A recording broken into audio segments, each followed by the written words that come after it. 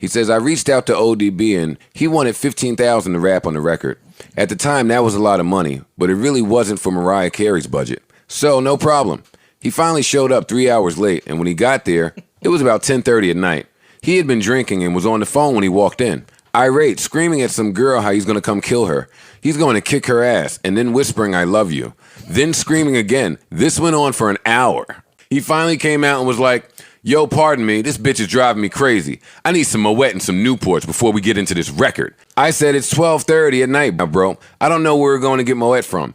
He started yelling at the assistants, calling them white devils. You white devils, y'all don't want black people to have shit. They went out for like an hour, and the only thing they could find was some Heinekens. He was so disgusted, he threw a bottle on the floor. At this point, Mariah had been calling every hour and an hour, wanting to hear something over the phone. Tommy was pissed because Mariah was keeping him up, so he finally got on the phone with O.D.B, and after that, finally we started to record. He said one line, me and Mariah go back like babies and pacifiers. Then paused, said, yo, I need to take a break, and then went to sleep for 45 minutes. He woke up and was like, yo, let me hear what I did so far. We played his one line back. He sang another line or two, and then slept for another hour. He would come up with a line, punch that in, go to sleep. He went to sleep 3 different times in the middle of trying to get that one verse done. If you listen to the record now, on his verse, you can hear it's punched in pieces. He actually told the engineer, y'all better have y'all shit together and record it right, because I'm not doing it twice. I stayed in the studio until we finished it. So I was sleeping in the studio when Tommy and Mariah called me, and they said they loved the record. But Tommy had a bright idea. Let's get O.D.B back in the studio, and instead of just New York in the house, do a line for all the cities. I said, you've got to be kidding me. Of course, O.D.B wanted another 15 grand. He came back to the studio, a little more mellow, but dead tired.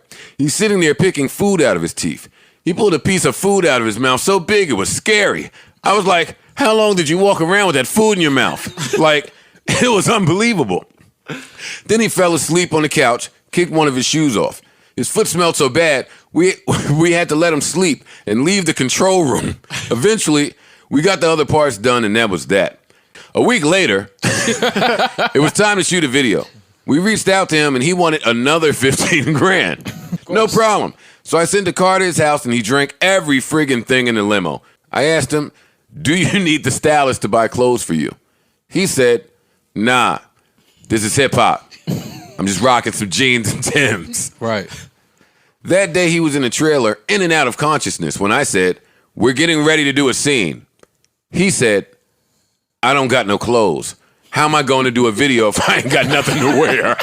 I started screaming at him. Man. Tommy told us, take my corporate credit card to the mall. Old Dirty disappeared for a minute, and we found him in the store trying to buy Louis Vuitton luggage. He said, I'm going to use it for a scene. He came back on the set with all these bags of Tommy Hilfiger clothes and Timberlands. It was finally time for him to do the scene, and I promise you, he put on a pair of jeans and Timbs and said, I'm not going to wear a shirt. I don't need clothes. I wanted to shoot him.